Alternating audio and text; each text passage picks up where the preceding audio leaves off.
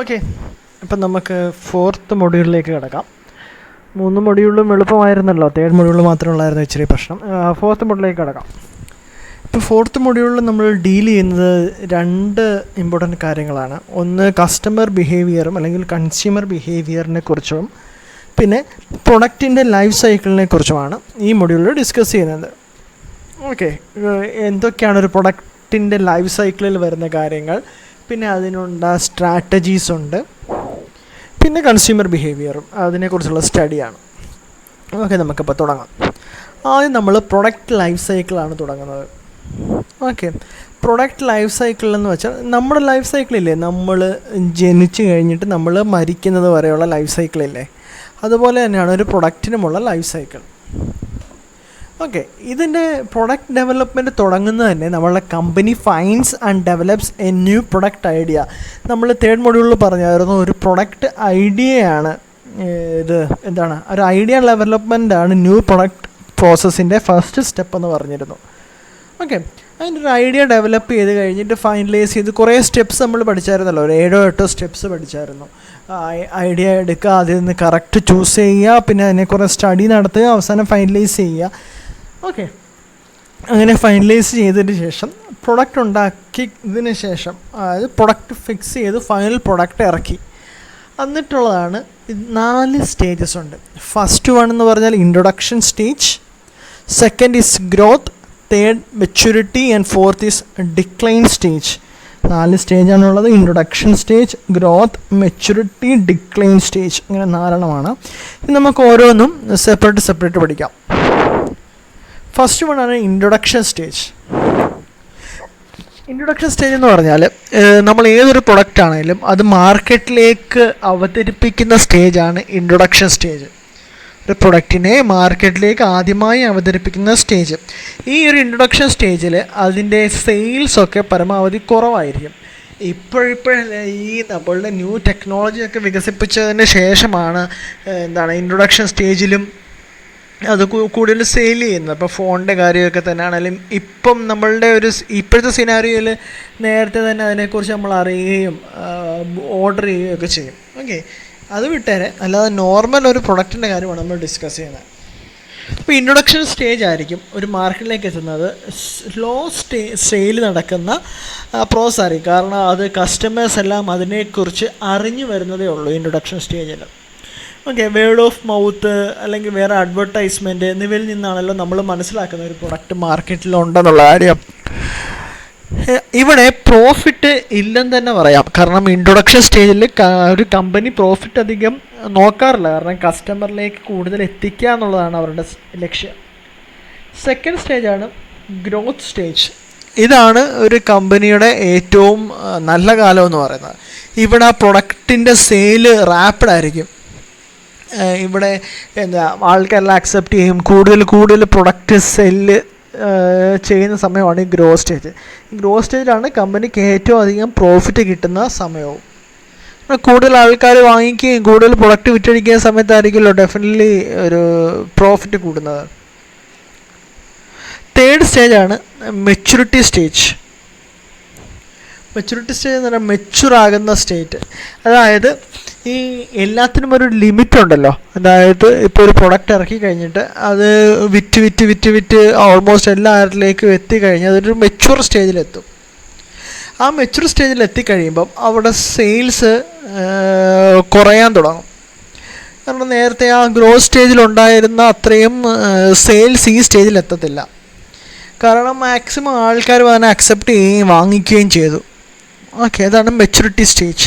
Last one is the decline stage.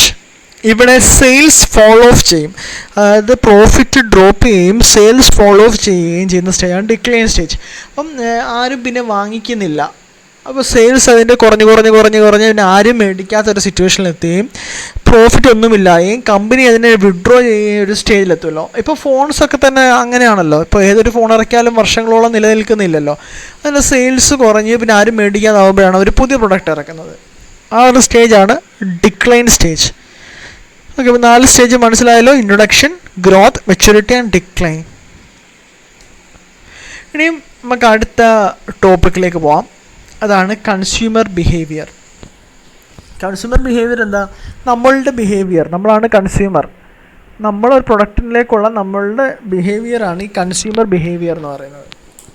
Okay, ഇത് study of how individuals, groups and organisations select, buy and dispose of goods, services, ideas to satisfy their needs. ഇതാണ് consumer ബിഹേവിയറിൻ്റെ definition. ഇതോടെ വായിക്കാം. It is a study of how individuals, groups and organizations select, buy and dispose of goods, services, ideas to satisfy their needs. Okay, there are different factors which influences a consumer behavior. 4 important factor ഉണ്ട്. ഒരു consumer ബിഹേവിയറിനെ influence ചെയ്യുന്ന 4 important factors ഉണ്ട്. അത് ഏതൊക്കെയാണെന്ന് നോക്കാം. First one is cultural factors, second is social factor, third one personal factors, and fourth is psychological factors. Cultural, social, personal and psychological factors. ആദ്യതാണ് cultural factor. Culture, നമ്മുടെ കൾച്ചറില്ലേ, ഇന്ത്യയുടെ culture എന്ന് പറയത്തില്ലേ, അതുപോലെ നമ്മളുടെ കൾച്ചറിനെ ഡിപ്പെൻഡ് ചെയ്തിരിക്കും ഈ നമ്മളുടെ ബിഹേവിയർ, പ്രൊഡക്റ്റിലേക്കുള്ള behaviour. It consists of a set of values and ideologies of a particular community of group of individuals. ഇപ്പം നമ്മളൊരു പർട്ടിക്കുലർ കമ്മ്യൂണിറ്റിയിലാണ് ജീവിക്കുന്നത്. ആ കമ്മ്യൂണിറ്റിയുടെ ഒരു സ്വഭാവമായിരിക്കും നമുക്കും ആ പ്രൊഡക്റ്റിലേക്കുള്ളതെന്നാണ് പറയുന്നത്. Every individual has different sets of habits, beliefs and principles which develop from the culture of his society. ഇപ്പം നമ്മൾ ഇന്ത്യക്കാരുടെ ഒരു കൾച്ചർ ഉണ്ടല്ലോ, ആ കൾച്ചർ അനുസരിച്ചായിരിക്കും നമുക്ക് ഓരോ പ്രൊഡക്റ്റിലേക്കുള്ള ഇൻട്രസ്റ്റും കാര്യങ്ങളും എല്ലാം വരുന്നത്. പക്ഷേ വേറെ ഇപ്പോൾ അമേരിക്ക പോലുള്ള ആൾക്കാർക്ക് പ്രൊഡക്റ്റിലേക്കുള്ള കൺസെപ്റ്റ് വേറെ രീതിയിലായിരിക്കും. ഓക്കെ, ഇപ്പം നമ്മളുടെ സൊസൈറ്റി അല്ലെങ്കിൽ നമ്മളുടെ രാജ്യത്തിൻ്റെ കൾച്ചർ അനുസരിച്ചായിരിക്കും എല്ലാ ഇൻഡിവിജ്വലിൻ്റെയും ബിലീഫും അല്ലെങ്കിൽ ഇൻട്രസ്റ്റും ഡെവലപ്പായി വരുന്നത്. Next is sub culture. ഇപ്പം നമ്മൾ ഫുൾ ഒരു കൺട്രി എടുക്കുമ്പോഴാണ് ആ കൺട്രിയുടെ കൾച്ചർ എന്ന് പറഞ്ഞത്. ഈ സബ് കൾച്ചർ പറയുമ്പോൾ religions, nationalities, Geographic regions, racial groups etcetera. ഇപ്പോൾ ഒരു കൺട്രി എടുക്കുമ്പോൾ തന്നെ അവിടെ പല മതവിശ്വാസക്കാരുണ്ട്, ആ കൺട്രി തന്നെ പല രാജ്യത്തു നിന്നുള്ള ആൾക്കാരുണ്ട്, പിന്നെ പല റീജിയനിൽ നിന്നുള്ള ആൾക്കാർ, ഇപ്പം റേഷ്യൽ ഗ്രൂപ്പുണ്ട്.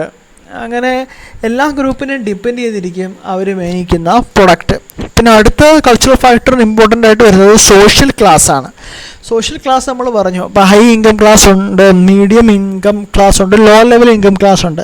അപ്പോൾ അത് നമ്മളുടെ ഇൻകത്തിനെയും നമ്മുടെ വരുമാനത്തിനെയും നമ്മുടെ സ്വത്ത്, വെൽത്ത്, നമുക്ക് എഡ്യൂക്കേഷൻ, ഒക്കുപ്പേഷൻ ഇതിനെല്ലാം ഡിപ്പെൻഡ് ചെയ്തിരിക്കും. ഇപ്പം അംബാനി മേടിക്കുന്ന സാധനമല്ലല്ലോ ഞാനും നിങ്ങൾ മേടിക്കുന്നത്. ഇപ്പം നമ്മളുടെ വെൽത്ത് അനുസരിച്ചാണ് നമ്മൾ സാധനങ്ങൾ മേടിക്കുന്നതും നമ്മുടെ ഇൻട്രസ്റ്റ് പോകുന്നതും. ഓക്കെ, അതാണ് സോഷ്യൽ ക്ലാസ്സിൽ പറയുന്നത്.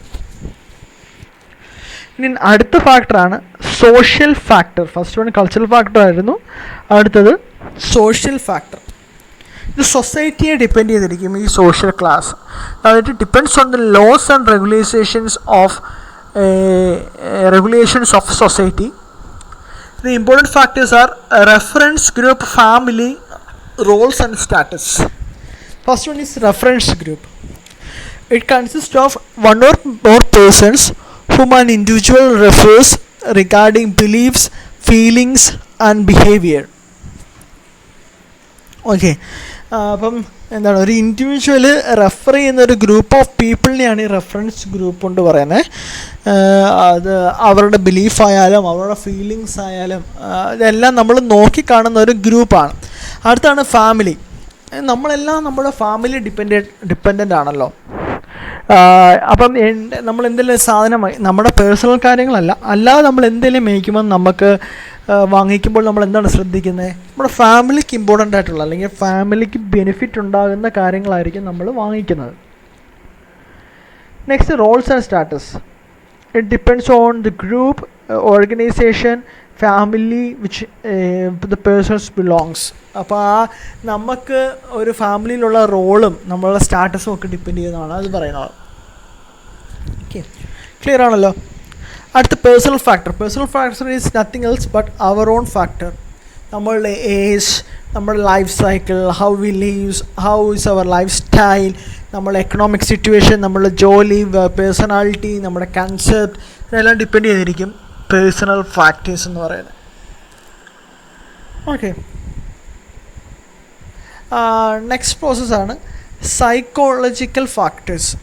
പ്രോസസ്സ് അല്ല, അടുത്ത ഇമ്പോർട്ടൻറ്റ് ഫാക്ടറാണ് സൈക്കോളജിക്കൽ ഫാക്ടർ. സൈക്കോളജിക്കൽ ഫാക്ടറും 4 ഇമ്പോർട്ടൻറ്റ് ഫാക്ടറുണ്ട് സൈക്കോളജിയിൽ. അത് ഏതൊക്കെയാണെന്ന് വെച്ചാൽ, first one is motivation, second is perception, next is learning, beliefs and attitude. നമ്മളുടെ സൈക്കോളജിയെ ഡിപ്പെൻഡ് ചെയ്യുന്ന ഫാക്ടേഴ്സാണ് ഇതൊക്കെ. അതായത് മോട്ടിവേഷനുണ്ട്, പെർസെപ്ഷനുണ്ട്, learning, beliefs and attitudes. What is perception? The process by which an individual selects, organizes and interprets stimuli into meaningful picture of world. Perception. അടുത്തത് learning. Learning എന്ന് വെച്ചാൽ എന്താ? It's a change in person's thought process caused by prior experience. നമ്മളെ experience എന്നാണല്ലോ നമ്മൾ പഠിക്കുന്നത്. അതാണ് learning ഉദ്ദേശിക്കുന്നത്.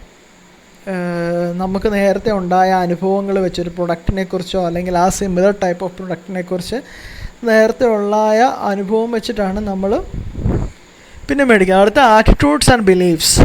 Attitudes is a person's point of view toward something. Belief is a person's opinion about something. Attitude എന്ന് പറഞ്ഞാൽ നമ്മൾ ഒരു സാധനത്തിനെ കുറിച്ച് നമ്മളുടെ കാഴ്ചപ്പാട് അല്ലെങ്കിൽ നമ്മുടെ ഒപ്പീനിയൻ, ഇതൊക്കെയാണ് എന്താണ് ആറ്റിറ്റ്യൂഡും ബിലീഫും. ഇത്രയാണ് perception, learning, attitude and beliefs. ഇതാണ് സൈക്കോളജിക്കൽ ഫാക്ടേഴ്സിൽ വരുന്നത്. ഇത്രയേ ഉള്ളൂ, 4 ഇതൊക്കെയാണ്. കൾച്ചറലുണ്ട്, സോഷ്യൽ ഫാക്ടേഴ്സ് ഉണ്ട്, പേഴ്സണൽ ഫാക്ടേഴ്സ് ഉണ്ട്, then last one is psychological factors. ഇത്രയുള്ളത്. നമ്മളിപ്പോൾ എല്ലാം നോക്കിയത് എന്തൊക്കെയായിരുന്നു? പ്രൊഡക്റ്റ് ലൈഫ് സൈക്കിൾ നോക്കി, 4 സ്റ്റേജ്, പിന്നെ കൺസ്യൂമർ ബിഹേവിയർ, അവർ 4 ഫാക്ടറും കണ്ടു. ഓക്കെ, ഇനി അടുത്ത ഇമ്പോർട്ടൻ്റ് ടോപ്പിക്കാണ് ബൈയിങ് ഡിസിഷൻ പ്രോസസ്സ്. അതായത് നമ്മളെ കൺസ്യൂമറിൻ്റെ എന്തേലും വാങ്ങിക്കാനുള്ള അതിൻ്റെ ഡിസിഷൻ പ്രോസസ്സ്, നമ്മൾ വാങ്ങിക്കുന്നതിൻ്റെ ഡിസിഷൻ പ്രോസസ്സാണ്. നമ്മൾ എങ്ങനെ ഒരു സാധനം വാങ്ങിക്കാൻ തീരുമാനിക്കുന്നു, അതാണ് ബൈയിങ് ഡിസിഷൻ പ്രോസസ്സ്. നമ്മൾ ഒരു എക്സാമ്പിൾ ഫോൺ എടുത്തു കഴിഞ്ഞാൽ നമ്മൾ എങ്ങനെയൊക്കെ അത് ലാസ്റ്റ് ആ സാധനം ആ ഫോൺ വാങ്ങിക്കുന്നതിൽ കുറേ പ്രോസസ്സുണ്ട്. അത് ഏതൊക്കെയാണെന്നാണ് നോക്കുന്നത്. 5 സ്റ്റേജസ് ആണുള്ളത്. First one is problem recognition, second is information search, third is purchase decision, third is evaluation of alternatives, fourth is purchase decision, and fifth is post purchase behavior. First one എന്ന് പറഞ്ഞാൽ problem recognition. Problem recognition എന്ന് പറഞ്ഞാൽ നമുക്കുള്ള problem നമ്മൾ recognise ചെയ്യുക. അപ്പോൾ ഫോണിൻ്റെ കാര്യം തന്നെ പറയാം, നമ്മുടെ ഫോണാണ് നമ്മുടെ പ്രോബ്ലം. ഇപ്പോഴത്തെ കൊള്ളത്തില്ല, മെമ്മറി ഇല്ല, സ്പേസ് ഇല്ല, ക്യാമറ കുറവാണ്, ഇതൊക്കെ നമ്മൾ പറയത്തില്ലേ. അതാണ് നമ്മുടെ കറണ്ട് സ്റ്റേജ്. പിന്നുള്ളത് നമ്മുടെ ഡിസൈഡ് സ്റ്റേജ് അല്ലെങ്കിൽ എക്സ്പെക്റ്റഡ് സ്റ്റേറ്റ്. അപ്പം 128 GB സ്പേസ് ഉള്ള ഫോൺ വേണം, 8 GB റാം വേണം, ക്യാമറ 40 MB വേണം, അങ്ങനെയൊക്കെയാണ് നമ്മുടെ എക്സ്പെക്റ്റേഷൻ. ഓക്കെ, ഒരു എക്സാമ്പിൾ പറഞ്ഞേക്കുന്നത് ഡാൻഡ്രഫാണ്. ഇപ്പം നമ്മൾ ഷാമ്പു വാങ്ങിയതിനെ കുറിച്ചാണ് എക്സാമ്പിൾ പറഞ്ഞേക്കുന്നത്. അവിടെ പ്രോബ്ലം റെക്കഗ്നൈസേഷൻ മനസ്സിലായല്ലോ. അടുത്തത് ഇൻഫർമേഷൻ സെർച്ചാണ്. ഇൻഫർമേഷൻ സെർച്ച് എന്ന് പറഞ്ഞാൽ എന്താണ്? നമ്മളിപ്പോൾ ഫോൺ മാറ്റണം എന്ന് ഉറപ്പിച്ചു, അതാണ് നമ്മുടെ പ്രോബ്ലം. ഇനി നമ്മൾ മാർക്കറ്റിലേക്ക് ഇറങ്ങി ഇൻഫർമേഷനെ കണ്ടുപിടിക്കും. ഏതൊക്കെ ടൈപ്പ് ഫോൺ അവൈലബിൾ ആണ്, അതിന് എന്തൊക്കെ ഫീച്ചേഴ്സ് ഉണ്ട്, ഈ ബെസ്റ്റ്. ഇപ്പോൾ 20,000 രൂപയാണ് നമ്മുടെ ബഡ്ജറ്റ് എങ്കിൽ ആ ബഡ്ജറ്റിൽ ഒതുങ്ങുന്ന ഫോൺസ് ഏതൊക്കെയാണ്, ആ ഫോണിൻ്റെ ക്യാമറ ഏത്, സ്പേസ് ഏത്, മെമ്മറി എത്ര, ഇതെല്ലാം നമ്മൾ സെർച്ച് ചെയ്തില്ല. അതാണ് information search. We will get these informations through advertisements, retailers, dealers, packaging and sales promotion and window displaying. ഇതൊക്കെ എന്താണ്? നമ്മുടെ പ്രൊഡക്റ്റിനെ കുറിച്ച് കസ്റ്റമറിന് കൊടുക്കുന്ന ഇൻഫർമേഷൻസ് ഇവയിൽ നിന്നാണ് കിട്ടുന്നത്. Then marketers also provide information through commercials. Commercial എന്ന് പറഞ്ഞാൽ അഡ്വർടൈസിങ് ആണ്. വെബ്സൈറ്റിൽ കൂടി ഉണ്ട്, അല്ലെങ്കിൽ പേഴ്സൺസ് വന്ന് അഡ്വർടൈസ് ചെയ്യാം, ടി വി ത്രൂ ഉണ്ട്, എല്ലാം ഉണ്ട്. Next public, that is mass media, consumer rating organisation ഒക്കെ ഉണ്ട്. പിന്നെ എക്സ്പീരിയൻഷ്യൽ, ദാറ്റ് മീൻസ് നമ്മൾ പോയി നേരിട്ട് കണ്ട് എക്സാമിൻ ചെയ്ത് യൂസ് ചെയ്തിട്ട് സാധനം വാങ്ങിക്കുന്നതാണ് എക്സ്പെരിമെൻ്റൽ എന്ന് പറയുന്നത്.